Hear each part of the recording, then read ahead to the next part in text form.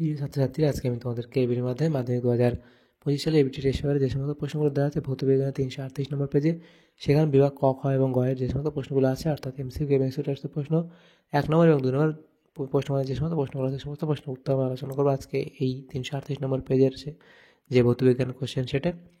তোমরা ভিডিওটা শুরু থেকে শেষ অবধি অবশ্যই তোমরা দেখবে এবং চ্যানেলে যদি নতুন হয়ে থাকো অবশ্যই তোমরা চ্যানেলটাকে সাবস্ক্রাইব করে রাখবে পরবর্তী পেজগুলো পাওয়ার জন্য। এবং এর আগের যে পেজগুলো ছিল সেই পেজগুলোর প্রশ্ন তো আমরা আলোচনা করে দিয়েছি, তোমরা প্লে লিস্ট থেকে সেই প্রশ্ন উত্তরগুলো দেখে নিতে পারবে। তো অবশ্যই সেই প্রশ্ন উত্তরগুলো তোমরা দেখে নেবে।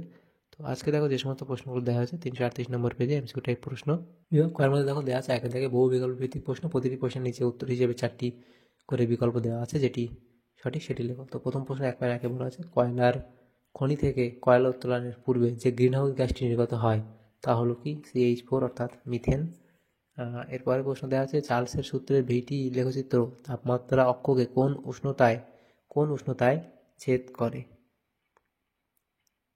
তো এখানে তোমাদের যেটা হবে সেটা হচ্ছে -273 ডিগ্রি সেন্টিগ্রেড উষ্ণতা। এরপরে প্রশ্ন দেওয়া আছে, 4 মোল H2 ও 2 মোল O2 এর বিক্রিয়ায় উৎপন্ন স্টিমের মোল সংখ্যা। এখানে তোমাদের হবে 4, অর্থাৎ অপশান বি। এরপরে প্রশ্ন দেওয়া আছে, সিজিএস পদ্ধতিতে তাপ পরিবাহিতাঙ্কের একক হলো। সিজিএস পদ্ধতিতে তাপ পরিবাহিতাঙ্কের একক হলো calcium centimetre inverse, degree inverse এবং এস ইনভার্স বা S⁻⁻1। এরপরের যে প্রশ্নগুলো এখানে আছে দেখো, যেটা বলা হয়েছে 1.5 দাগের প্রশ্ন, সেখানে বলা হয়েছে যে কোনো অবতল দর্পণকে জলে ডোবানো হলে তার ফোকাস দৈর্ঘ্য কী হবে? অপরিবর্তিত থাকবে, অর্থাৎ অপশান সি। এরপর প্রশ্ন, লেন্জের সূত্রের প্রতিষ্ঠার ভিত্তি হলো শক্তির সংরক্ষণ সূত্র। এরপরে একবার সাথে বলা হচ্ছে, অক্ষি লেন্সের ফোকাস দৈর্ঘ্য বৃদ্ধি পেলে যে ত্রুটি দেখা যায় তা হলো দীর্ঘদৃষ্টি। এরপরে আর্থিং তারের আন্তর্জাতিক বর্ণ সেটা হলো কি? হলুদ, অপশান বি। এরপরে প্রশ্ন দেওয়া হচ্ছে যে তেজস্ক্রিয়তা একটি এখানে কি হবে? তেজস্ক্রিয়তা হলো একটি নিউক্লিয় ঘটনা, অপশান ডি। এরপরে প্রশ্ন, নিচের কোন ধর্মটি পর্যায়গত ধর্ম নয়? সেটা এখানে হবে তেজস্ক্রিয়তা, অপশান বি। এরপরে আছে, নিচের কোনটিতে সমযোজী ত্রিবন্ধন উপস্থিত? সেটা হলো কি? N2, option D. এরপরে প্রশ্ন, তড়িতের কুপরিবাহী একটি জৈব যৌগ হলো C2H12O11। অপশান সি হবে তোমাদের এখানে সঠিক উত্তর। এরপরে 13 দাগের যে প্রশ্ন সেখানে বলা আছে, লেড নাইট্রেটের দ্রবণে H2S পাঠালে যে পদক্ষেপটি উৎপন্ন হয় তার বর্ণ, এখানে তোমাদের হবে কালো, অর্থাৎ অপশান এ। এরপরে আছে, অ্যালনিকোতে পাওয়া যায় ALNiFe। আচ্ছা, এখানে উপরে সবকটি, অপশান ডি। এরপরে প্রশ্ন, ইথানলে উপস্থিত কার্যকরী মূলকটি হলো সেটা হবে CHO, সিঙ্গেল বন্ড CHO। এরপরের যে প্রশ্নগুলো আছে দেখো, সেখানে বলা আছে বিভাগ খ 2 দাগের প্রশ্ন, নিম্নলিখিত প্রশ্নের উত্তর দাও, বিকল্প প্রশ্নের লক্ষণে। এখানে 21টা প্রশ্ন আছে, প্রত্যেকটা প্রশ্ন 1 নম্বর করে দেওয়া হয়েছে। 2.1 কী বলা হয়েছে দেখো, সেখানে 2.1 বলা হয়েছে যে পৃথিবীর গড় উষ্ণতা প্রতি বছর প্রায় কত ডিগ্রি সেলসিয়াস করে বৃদ্ধি পায়? তো লিখবে 0.0, আচ্ছা লিখবে আনুমানিক 0.02 ডিগ্রি সেন্টিগ্রেড, 0.02 ডিগ্রি সেন্টিগ্রেড করে বৃদ্ধি পায় উষ্ণতা। প্রাকৃতিক গ্যাসের মূল উপাদানের সংকেত লেখো। তো এখানে অথবা দিয়ে প্রশ্ন যেটা ছিল সেটা 2.1 সেটা হলো মিথেন অর্থাৎ CH4। নেক্সট প্রশ্ন, মেসোস্ফিয়ার ও থার্মোস্ফিয়ারের সীমানা নির্দেশক অঞ্চলকে কি বলা হয়? সেটাকে মেসোপজ বলা হয়। নেক্সট প্রশ্ন 2.3 বলা আছে, বাস্তব গ্যাস কি শর্তে আদর্শ গ্যাসের ন্যায় আচরণ করে? উচ্চ তাপমাত্রা ও নিম্ন চাপে। উচ্চ তাপমাত্রা ও নিম্ন চাপে। অ্যাভোগাড্রো প্রকল্পের বিপরীত ধারণাটির অবতারণা করো। সেটা হলো সমসাময়িক অবস্থায় সমসাময়িক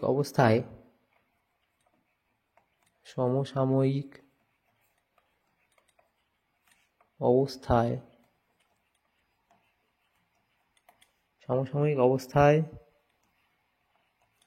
সমান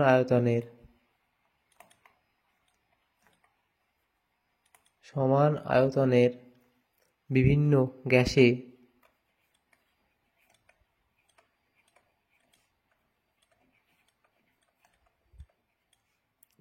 গ্যাসে অণুর সংখ্যা সমান নয়। অণুর সংখ্যা সমান নয়। এরপরের প্রশ্ন দেওয়া আছে, দেখো এখানেই অথবা দিয়েছে 2/5 নিচের বিবৃতিটি সত্য না মিথ্যা লেখো। কোনো ধাতব পাতের মধ্য দিয়ে পরিবাহিত তাপের পরিমাণ পাতটি রোধের সমানুপাতিক। 2.5 কি এটা, তাহলে এটা কি বলা আছে? মিথ্যা বলা আছে। এরপরে এখানেই অথবা দিয়ে একটা প্রশ্ন ছিল 2.5-এরই, বিকিরণ পদ্ধতিতে তাপ সঞ্চালন সব থেকে দ্রুত হয়। এটা এখানে সত্য বলা হয়েছে। নেক্সট বলা আছে, দেখো অবতল দর্পণে কখন অসৎবিম্ব গঠিত হয়। অবতল দর্পণে কখন অসৎবিম্ব গঠিত হয়? এবং তখনই গঠিত হবে যখন বস্তু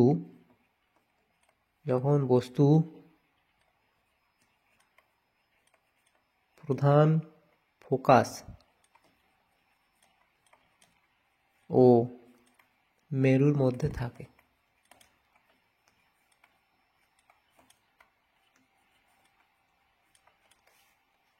এরপরে প্রশ্ন দেখো 2.7 দেওয়া হচ্ছে, সেটা হলো কি, যে গ্লিসারিনে কাঁচদণ্ড ডোবালে সেটি অদৃশ্য হয়ে যায় কেন? গ্লিসারিনে কাঁচদণ্ড ডোবালে সেটি অদৃশ্য হয়ে যায় কেন? তো সেটা লিখবে কি, কারণ গ্লিসারিন ও কাঁচের প্রতিসরাঙ্ক প্রায় সমান। কারণ গ্লিসারিন ও কাঁচের প্রতিসরাঙ্ক প্রায়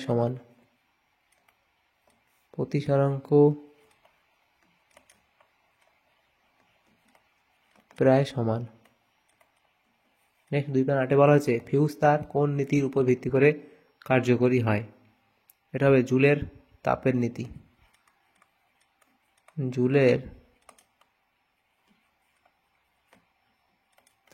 নীতি অনুযায়ী। নেক্সট প্রশ্ন 2.9 বলা হয়েছে যে কোন উষ্ণতায় ধাতুর রোধাঙ্ক শূন্য হয়ে যায়? এটা হবে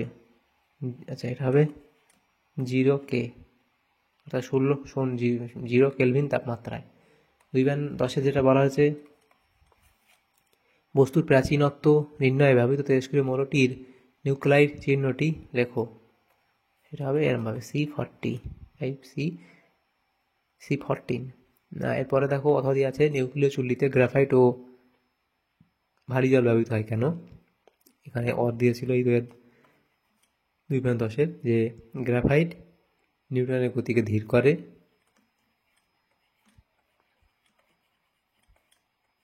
গ্রাফাইট নিউট্রনের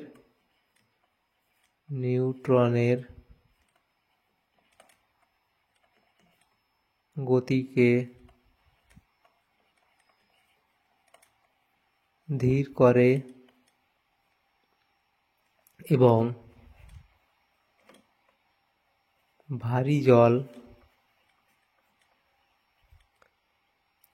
নিউট্রনকে শোষণ করতে সাহায্য করে। নিউট্রনকে শোষণ করতে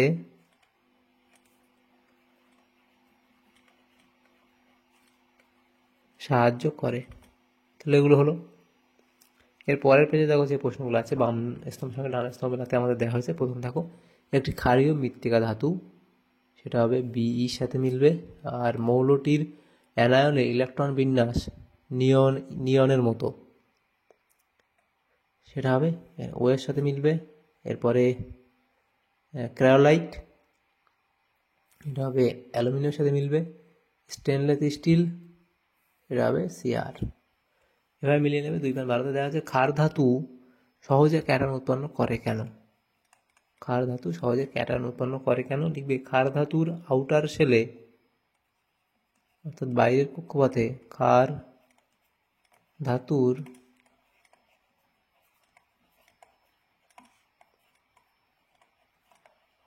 আউটার শেলের একক ইলেকট্রনটি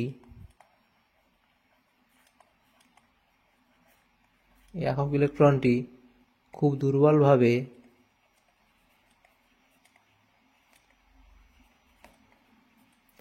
দুর্বলভাবে আকর্ষিত থাকে।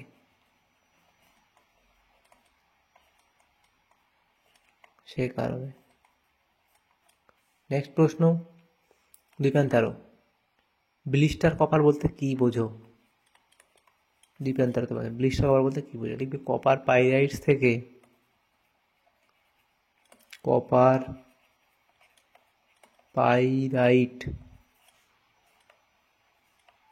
থেকে যে কপার পাওয়া যায়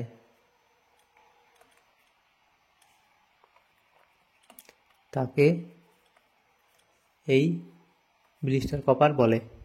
লিখবে তাকে ব্লিস্টার কপার বলে। এরপর অথবা দিয়ে প্রশ্ন ছিল, এই প্রশ্নের সাথেই কি বলা আছে? সিলভার প্লেটিং এর ক্ষেত্রে ক্যাথোডে সংঘটিত বিক্রিয়াটি লেখো। লিখবে AG minus plus E to the power minus, সেখান থেকে তোমাদের এজি সলিড তৈরি হবে। নেক্সট প্রশ্ন 2.14, তড়িৎ বিশ্লেষণ প্রক্রিয়ায় এসি ব্যবহারের সুবিধা কি?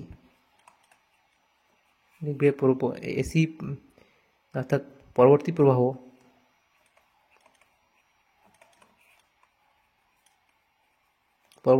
অর্থাৎ যে এসি ব্যবহার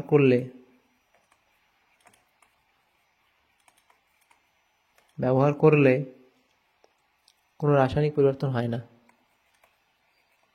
কোনো রাসায়নিক পরিবর্তন হয় না। এরপরে আছে দেখো 2.15, কোন গ্যাস ব্যবহৃত পরীক্ষাগারে ধাতবমূলক শনাক্তকরণে হয়? তো লিখবে হাইড্রোজেন সালফাইড, H2S অর্থাৎ হাইড্রোজেন সালফাইড।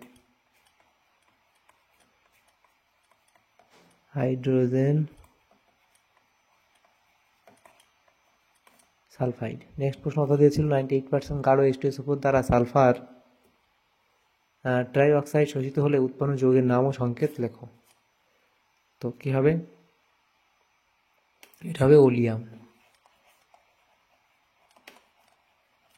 এবং এর সংকেত কি? সংকেত তোমরা লিখবে H2S2O7, এটা সংকেত। নেক্সট প্রশ্ন 2.16, হাইড্রোজেন সালফাইড কিভাবে শনাক্ত করবে? 2.16 আছে হাইড্রোজেন সালফাইড কিভাবে শনাক্ত করবে? লেড অ্যাসিটেট কাগজ ব্যবহার করে। লেড অ্যাসিটেট কাগজ ব্যবহার করে। 2.17 বলা আছে দেখো 3 কার্বনযুক্ত কার্বক্সিলিক অ্যাসিডের গঠন সংকেত লেখো।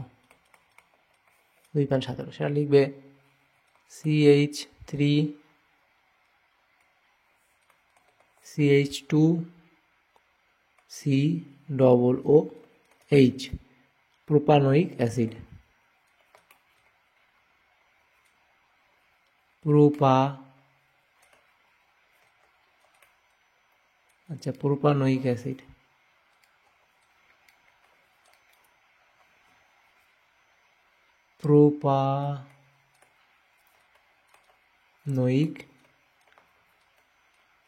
অ্যাসিড।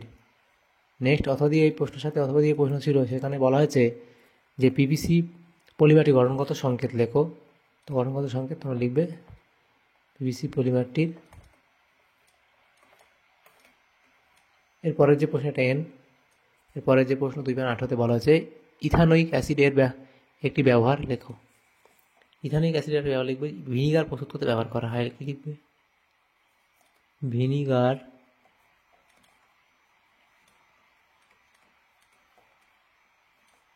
প্রস্তুত করতে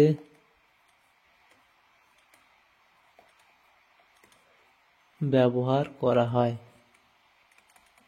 তাহলে এগুলো হলো। এরপরে যে প্রশ্নগুলো আছে 3 দাগের প্রশ্ন বিভাগ গ, সেখানে প্রশ্নগুলোতে আমরা আলোচনা করবো। এরপরে প্রশ্ন 9টা প্রশ্ন উত্তর কথা 2 নম্বর করে দেওয়া আছে প্রত্যেকটা প্রশ্নমান। তো প্রথম প্রশ্ন স্থিতিশীল উন্নয়ন বলতে, আচ্ছা এই প্রশ্নটা এখানে কি ছিল? হ্যাঁ, স্থিতিশীল উন্নয়ন বলতে কি বোঝো? তো এই অবধি তোমরা লিখবে। এরপরে দ্বিতীয় দাগের প্রশ্ন ছিল 2 বায়ুমণ্ডলীয় চাপে এবং 27°C উষ্ণতায় 48 গ্রাম বিশুদ্ধ O2 গ্যাসের আয়তন কত? তো দেখো এটা আমাদের এই আদর্শ গ্যাস সূত্র মেনে অঙ্ক করতে হবে। পিভি সমান nRT ব্যবহার করতে হবে। সেখানে চাপ বলে দেওয়া আছে 1 অ্যাটমসফিয়ারিক প্রেশার, তাপমাত্রা 27°C। সেখান থেকে আমরা এই সেন্টিগ্রেডটা কেলভিনে কনভার্ট করবো। তাহলে এই 27-এর সাথে কত 273 আমাদের যোগ করতে হবে। সেটা করলে 300 কে হবে। এবং গ্যাসের ভর 48 গ্রাম এবং অক্সিজেন এর অণুর ভর কত 32 গ্রাম পার মোল। এবার আমরা এবং যে আর এর ভ্যালুটা আমাদের দেওয়া আছে এখানে লিখলাম না, আর এর ভ্যালু দেওয়া আছে। এবং এখানে ধাপ দেখো, আমরা এটা লেখার দরকার নেই। যে মোলার সংখ্যা নির্ণয় করবো আমরা, n ইকুয়ালস কি গ্যাসের ভর বাই অণুর ভর। তো গ্যাসের ভর কত 48 দেওয়া আছে এবং অণুর ভর কত 32। তাহলে এটাকে আমরা কত মোলার, এটাকে মোলার ভর কত, এই মোল সংখ্যা কত 1.5 মোল। তাহলে আয়তন নির্ণয় কী করবো? ভি, সেটাকে আদর্শ গ্যাসের সমীকরণ পিভি ইকুয়ালস nRT। তারপরের লাইনে আমরা কি লিখবো? V equals to nRT by P. সেখানে ভ্যালু বসানোর পরে আমাদের এই ভ্যালু আসবে, উত্তর হয়ে যাবে।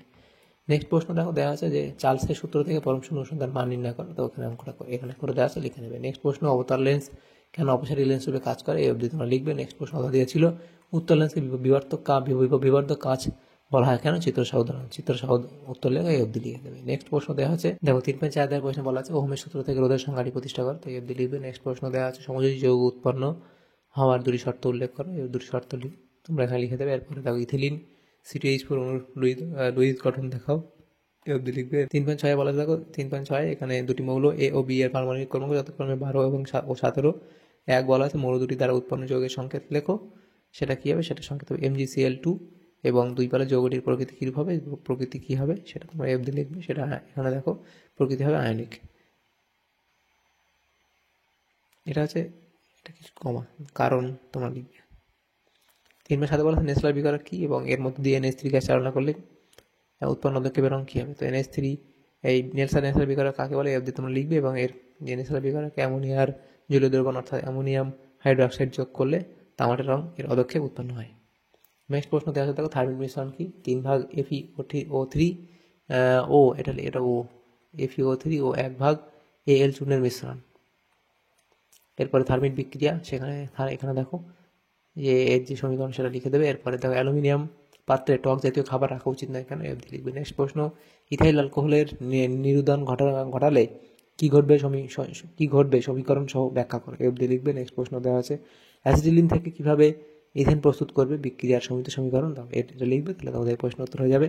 তাহলে দেখো আমাদের এখানে 338 নম্বর পেজে ভৌতবিজ্ঞানের যে সমস্ত প্রশ্নগুলো ছিল 1 নম্বর এবং 2 নম্বর প্রশ্ন বিভাগ ক, খ এবং গ এর সমস্ত প্রশ্ন উত্তর আমরা আলোচনা করলাম আজকে এই ভিডিওর মাধ্যমে। তোমাদের যদি সামান্যতম উপকার এসে থাকে ভিডিওটা অবশ্যই লাইক করে বেশি বেশি করে বন্ধুদের সাথে শেয়ার করবে। আর পরবর্তী পেজগুলো প্রশ্ন উত্তর পাওয়ার জন্য অবশ্যই আমাদের চ্যানেলটাকে তোমরা সাবস্ক্রাইব করে রাখবে। Thanks for watching.